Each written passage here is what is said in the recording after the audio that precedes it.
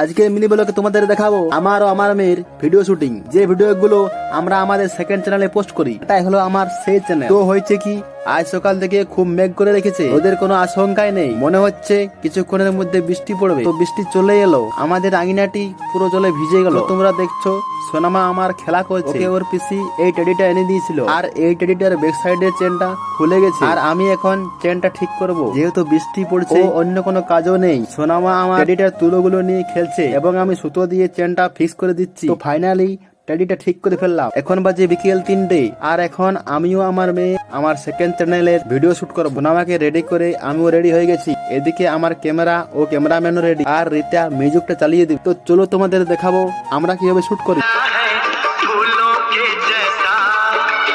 তোমাদের মিউজিকটা এটুকুই শোনা, বাকিটা শোনাতে পারছি না কারণ প্রবলেম হতে পারে। আর ফুল ভিডিওটা তোমরা আমাদের সেকেন্ড চ্যানেলে গিয়ে অবশ্যই দেখবে।